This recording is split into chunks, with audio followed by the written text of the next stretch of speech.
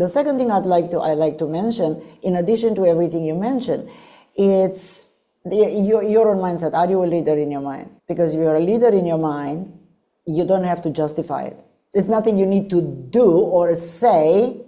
Your whole, okay, I'm getting a little airy-fairy in my words here, but I know people use these words, right? Your whole energy, your whole presence is that of a leader. I hope this makes sense. Yeah. Yep. So that has to do, and of course that ties up into what we discussed in our previous episodes, which has to do with, do you really feel self-confident? Do you really have the mindset correct, the positive thinking, and are you holding in your mind positive focus toward what you want, etc., etc. So everything that we discussed so far in our previous episodes leads into this, and it's directly connected to your presence as a leader. Now, this is connected in a way directly to our next question, which is, okay, every team has conflicts. Every team has conflicts. So how do I do to navigate, and this has become almost like a cliche word, team conflict, and what are some mental strategies we can share for junior athletes? Well, I mean, it's junior athletes, but not just junior athletes. Let's face it, it's for all athletes and coaches and people in life. Look, a conflict is essentially a negotiation, or there's room for negotiation, right?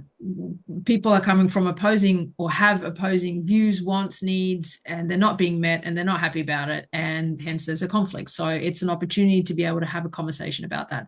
Now, under the assumption that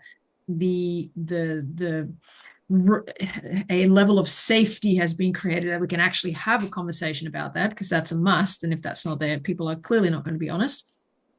But if they do, or at least do your utmost best to help facilitate that, so that you can find out, well, what do you want? What do you want instead?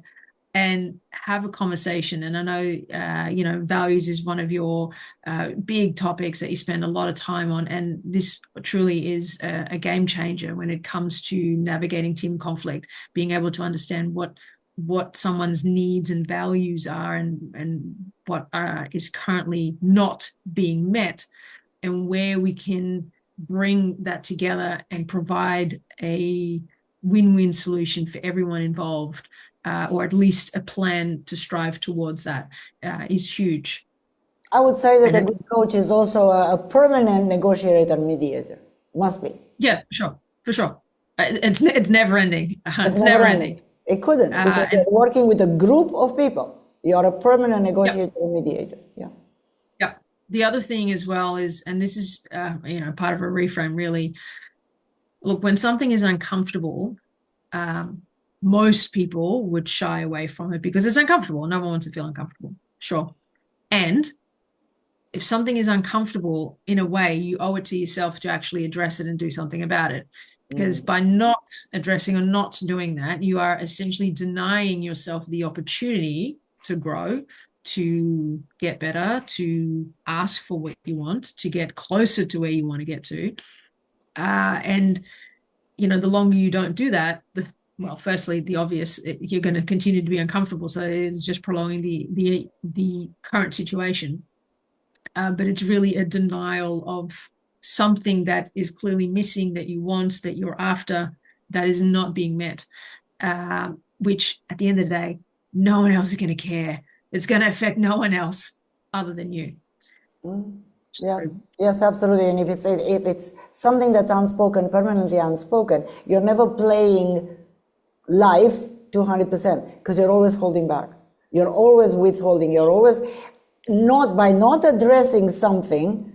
That thing is held back.